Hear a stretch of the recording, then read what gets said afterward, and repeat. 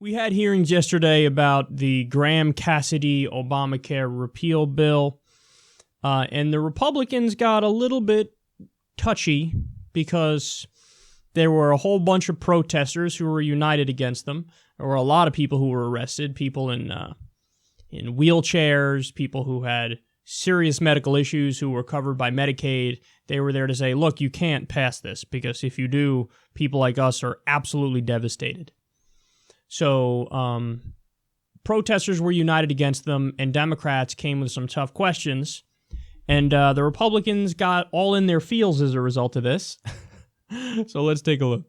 What I'd like that is not true, by the way. Well, you're entitled to your opinion. You aren't entitled. Senator, let me just interrupt for a minute, and I'll give you the extra time. Look, I want our colleagues treated with great respect. It's not easy for him to testify on this, although it is, because he's a doctor. He understands this probably better than anybody in this room, or at least any of us. Although I was a medical liability defense lawyer, so I'm not some neophyte here. And I've probably passed more health care bills than anybody certainly in the Senate. So let's show some respect for Senator Cassidy. This is not easy for him. The fact that you disagree with him, that's fine. But he ought to be able to disagree with you. Wow. That's such a telling clip. Because, okay, first of all, it looks like Orrin Hatch is the dad, and Bill Cassidy's like the little boy who's getting chastised by like the school teacher who's saying, you did a lot of fucked up stuff, and we're going to talk about it now. And Orrin Hatch steps in and is like, well, come on now, my son means well, and, you know, he's trying really hard, and let's be polite here, and let's understand it's not easy for him. And Bill Cassidy's sitting there like, thank you, Daddy.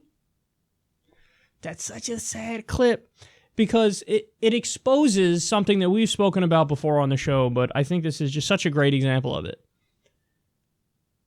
To these Republican senators, and just, you know, more broadly, people on the right, they view morality as following tradition and decorum and politeness. So in the minds of these people, this is not an exaggeration. They don't look at a system that kicks millions of people off of their health insurance, that increases premiums dramatically, that gets rid of protections for pre-existing conditions, because that's optional under this bill, and half the states are going to get rid of the protections. They don't look at that system and go, wow, that's immoral and that's unethical. They don't do that.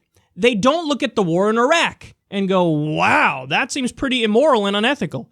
I mean, we killed at least 200,000 civilians. We invaded a country that didn't attack us. We destabilized an entire region. We set up a worldwide torture regime. We're holding people extrajudicially at Guantanamo, and the overwhelming majority of them are innocent and didn't do anything and are not jihadists.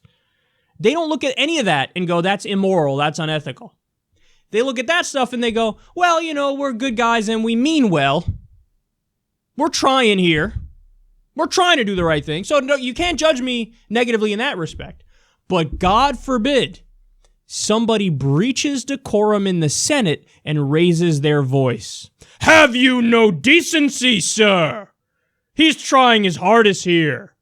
You have to be polite.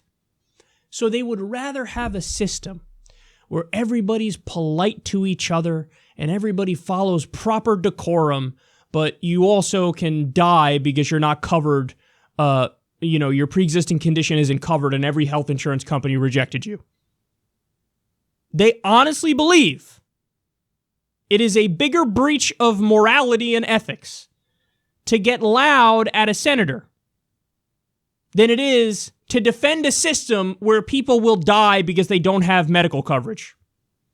To me, that shows you everything about these people. Because I've experienced this in my own life where, you know, if somebody sees you getting animated and getting excited over something and saying like, no, this is wrong, they will literally totally disregard whatever the substance is of what you're saying, focus on how you're saying what you're saying, and assume, whoa, well, you must be wrong, good sir, because look, you just used the F word. Did you just curse? Oh, my goodness. The gall on this man. well, obviously what you're saying is wrong. I've had that happen. I've had that happen in my own life, where you go, huh?